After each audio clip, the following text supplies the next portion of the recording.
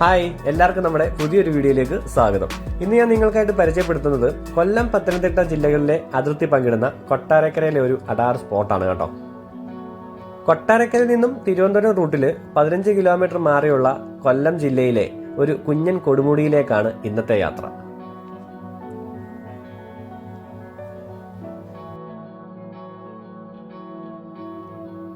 Valakom police station കഴിയുമ്പോൾ ലെഫ്റ്റിലേക്കുള്ള ഈ Sabarimala bypass റോഡിലേക്കാണ് ആദ്യം നമുക്ക് തിരിയേണ്ടത്.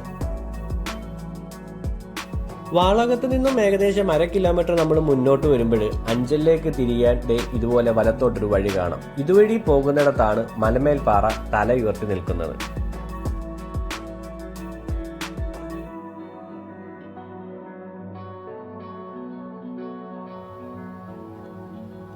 വരുന്ന വഴി വലത്തുവശത്തായിട്ട് മലമേൽ റോക്ക് എന്ന് എഴുതി വെച്ചിട്ടുള്ള സൈൻ ബോർഡ് നമുക്ക് കാണാം. പിന്നെ മലയുടെ മുകളിലുള്ള ക്ഷേത്രത്തിന്റെ ആർച്ചും.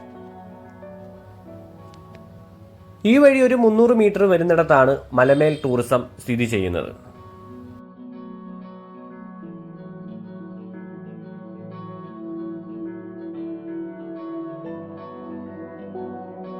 വാഹനങ്ങളിൽ വരുന്നവർ ഇവിടെ പാർക്ക് ചെയ്തിടുക. എന്നിട്ട് നമുക്കിനി കുറച്ചു ദൂരം നടക്കാനുണ്ട്.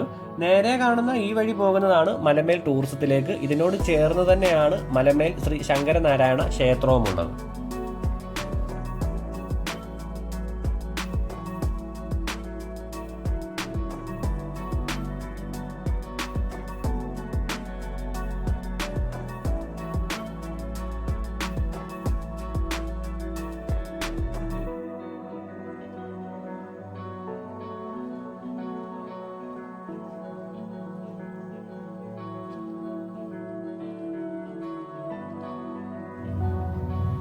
കൊല്ലം DTPCയുടെ കീഴിലുള്ള മലമേൽ ടൂറിസത്തിന്റെ ടിക്കറ്റ് കൗണ്ടറിൽ നിന്നും മുതിർന്നവർക്ക് 20, കുട്ടികൾക്ക് 10 രൂപ നിരക്കുകളിൽ ടിക്കറ്റ് എടുത്തിട്ട് വേണം നമുക്ക് മലയുടെ മുകളിലേക്ക് പോകുവാൻ.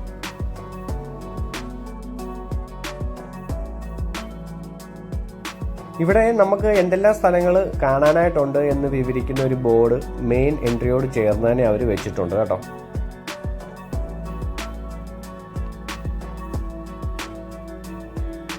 ഞങ്ങൾ ഇപ്പോൾ ആദ്യം പോകുന്നത് നടപ്പാറയിലേക്കാണ്.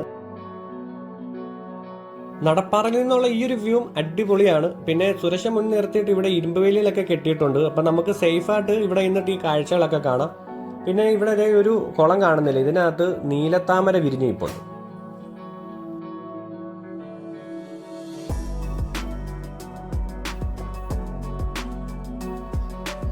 റീഫ്രഷ്മെന്റ് സോൺ, ഇവിടെ ചായയും ലഘുഭക്ഷണങ്ങളും ഒക്കെ കിട്ടും കേട്ടോ. പിന്നെ ഈ നേരെ പോകുന്ന വഴി നാടുകാണിയിലേക്കും താഴോട്ട് കിടക്കുന്നത് കുടപ്പാറയിലേക്കും ഉള്ള വഴികളാണ്. 5 മണിയായിട്ട് നല്ല വെയിലാണ്, അതുകൊണ്ട് ഇപ്പം മല കയറണ്ടാന്ന് വെച്ചു. നമുക്ക് ആദ്യം ഈ കുടപ്പാറയുടെ കാഴ്ചകളൊക്കെ ഒന്ന് കണ്ടിട്ട് വരാം.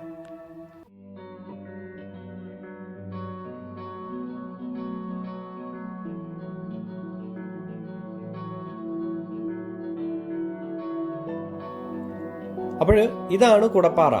ഒരു വലിയ കുട നിവർത്തിയതുപോലെ നിലകൊള്ളുന്ന പാറ ആയതിനാലായിരിക്കാം ഇതിന് ഇങ്ങനെ ഒരു പേര് നൽകിയത്.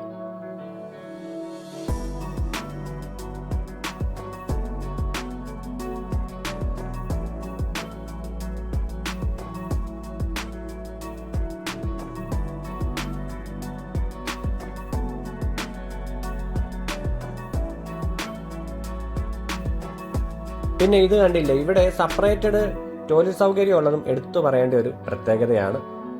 ഇനി നമുക്ക് നാടുകാണിപ്പാറ കാണാനായിട്ട് പോവാം. നമ്മൾ ഇതുവരെ കണ്ട വഴികളൊന്നും അല്ല ഇനി അങ്ങോട്ട് കേട്ടോ. നമ്മൾ വലിയൊരു പാറയുടെ മുകളിലേക്ക്, നാടുകാണിപ്പാറ എന്ന് പറയുന്നത് വലിയൊരു പാറയാണ്. അതിന്റെ മുകളിലേക്ക് ഇനിയും കയറുന്നതും അത്ര എളുപ്പമല്ല. കുറച്ച് സാഹസികം നിറഞ്ഞു തന്നെ വേണം ഇതിന്റെ മുകളിലേക്ക് കയറാൻ.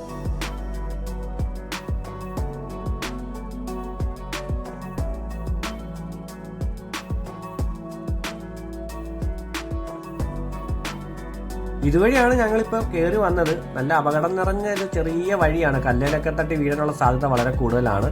ഇത് നാടുകാണിപ്പാറയല്ല, ഇവിടുന്ന് ഇനിയും നമുക്ക് മുകളിലേക്ക് കയറാനുണ്ട്. പാറയുടെ അരികത്തൊന്നും പോയി നിൽക്കരുതെന്ന് പറഞ്ഞിട്ടുള്ള അപായ ബോർഡും കാര്യങ്ങളും ഒക്കെ വെച്ചിട്ടുണ്ട്. അതൊക്കെ പ്രത്യേകം സൂക്ഷിക്കുക. പിന്നെ നല്ല മഴയുള്ള സമയങ്ങളിലും നാടുകാണിപ്പാറയുടെ മുകളിൽ കയറാതിരിക്കുക. ഈ ഒരു ഇടവഴിയും കൂടെ കയറി നമ്മൾ എത്തുന്നിടമാണ് കൊല്ലം ജില്ല മുഴുവനായി കാണാൻ പറ്റുന്ന നാടുകാണിപ്പാറ. പേരിനോട് 100% നീതി പുലർത്തുന്ന പാറയിലാണ് ഇപ്പോഴും ഞങ്ങൾ നിൽക്കുന്നത്. നല്ല തണുത്ത കാറ്റേറ്റ് നോക്കത്താ ദൂരത്തോളമുള്ള മലനിരകളും പിന്നെ ദൂരെയായിട്ട് ജഡായിപ്പാറയും.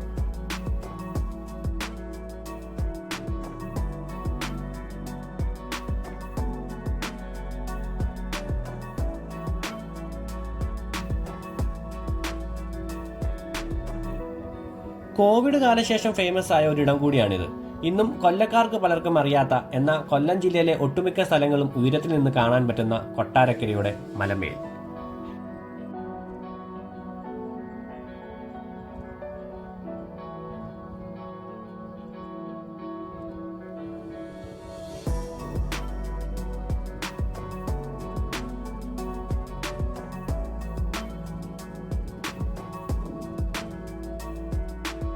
ഞായറാഴ്ച ആയതിനാൽ നല്ല തിരക്കുണ്ടായിരുന്നു. എല്ലാ ദിവസവും വൈകിട്ട് 7 മണി വരെ ഇവിടെ ഓപ്പൺ ആയിരിക്കും.